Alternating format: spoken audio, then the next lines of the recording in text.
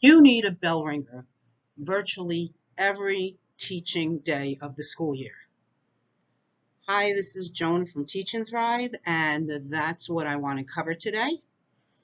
180 bell ringers, or do you call them a hook, a warm-up? I call them do-nows. That's what we call them in my school. Whatever you call them, you need them 5 days a week. They should not be a time suck for you. It should take you less than 5 minutes to create an effective do-now. So let's take a look at those today. There are 3 basic kinds of do-nows. You've got your review, where you're assessing students' knowledge of prior material covered. There is introing the lesson that you're going to cover today. And there is other. One example of other would be this day in history, where every day you tell the kids about something that happened 10 years ago, 100 years ago on this day in history. I don't love those. I'm sure they can be engaging, but I feel like they're distracting from whatever it is you're planning on teaching today. So I'm not going to give you any of those because I don't use them.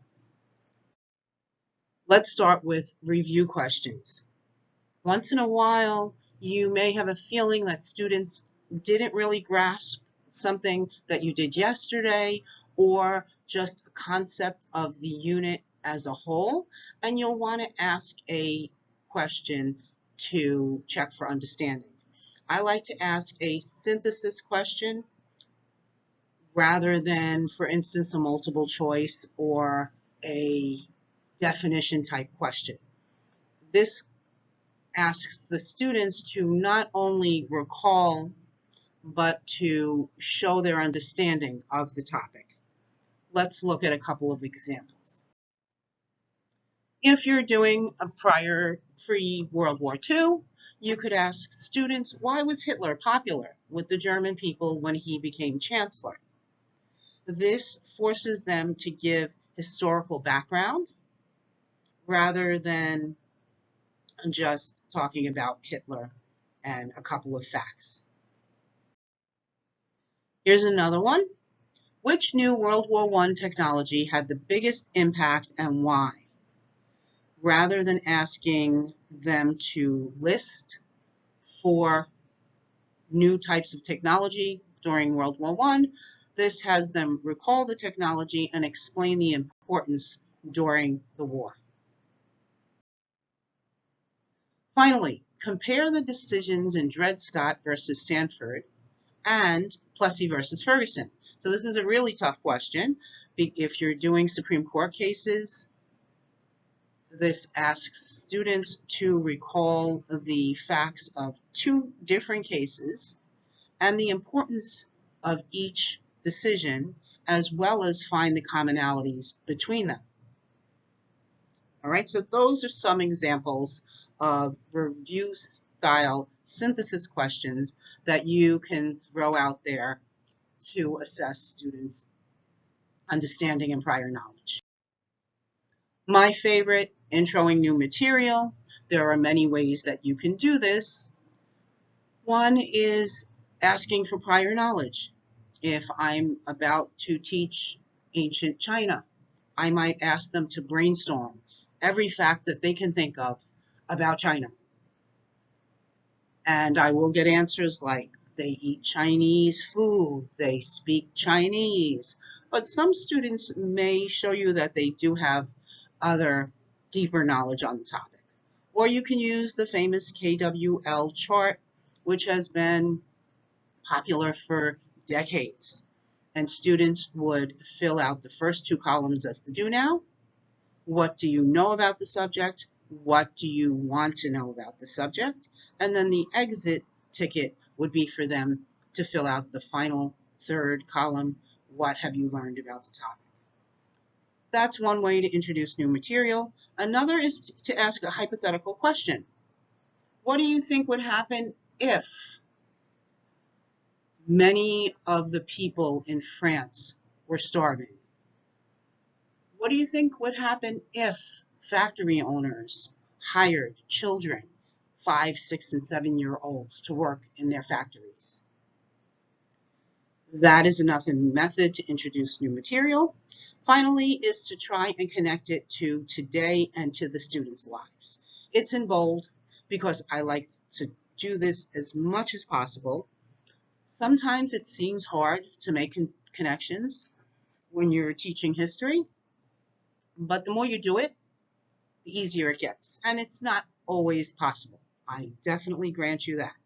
But let me show you a few examples of what I mean by connecting it to today and to students' lives. What are the causes of Black Lives Matter movement? This would be a very relevant question for students.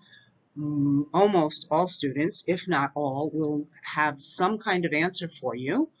And many of them may just give the police brutality answer, but some will go deeper and talk about economic disparities or civil rights. And these are the kind of causes that can be connected to the American Revolution, if that's what you're teaching, or the French Revolution. So that's one example of taking what's happening today in students' lives with quote unquote ancient history. Here's another one. How does a drug addict affect their family and society?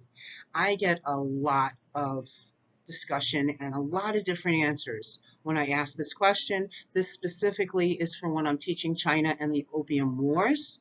And after having that discussion during the Do Now, then once you explain the trade inequity between Britain and China and how 25% of the Chinese people became addicted to opium, you can go back to this question and ask them, how do you think this affected families and society in China?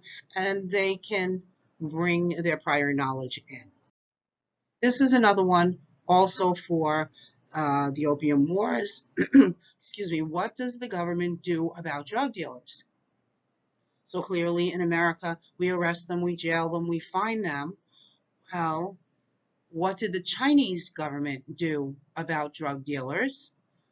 Which the drug dealer in that case was Britain. They did not have the control that our government has over present day drug dealers. And this can set you on a conversation.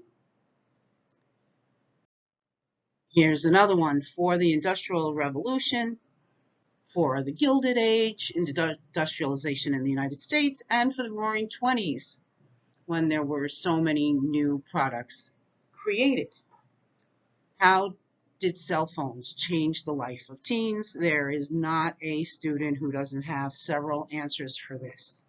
And you can ask them positive or negative, identify one positive, one negative, and this would easily lead to the impacts of industrialization in Britain or in the United States. One more. Would you be willing to work for the same salary as everyone else if it meant there were no homeless people?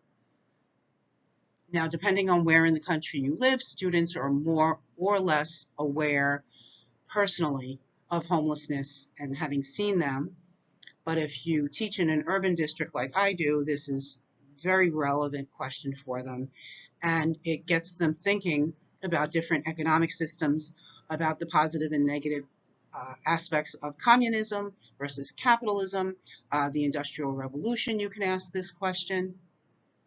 So these are a few examples of how to take what's going on in students' lives and in present day with history that you're charged with teaching.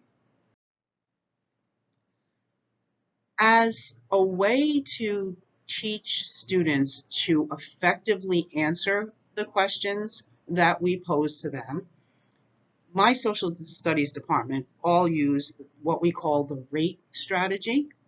And we start them out in 9th grade, and by 12th grade, they've got this down pat.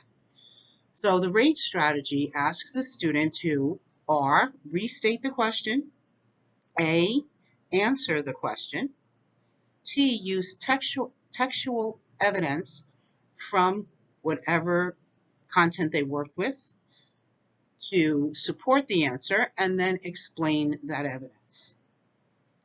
You can do this in a do now, you can do it in an exit, you can do it as you're discussing. We have students verbally answer using rate during class discussion. And it really hones them in on an effective and thorough method of answering questions. If you want to try this method with your students, I created a PDF that you can use for a do now or an exit with a couple of slips on each page, and you can just go below this video and download it and use it. And it's generic, so they would fill in their own questions and answers, but we have this all stated on the paper. So that's it. This is a short one today. I hope this gave you some ideas.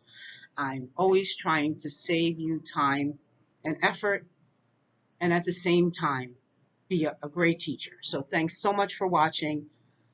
Go to my site, teachandthrive.com. I have dozens of reading passages to download, as well as word puzzles to use for review and sub-lessons. So if you've got 5 minutes, go over there. It's totally free. Click download, and you've got the PDF. That's it for today, and enjoy.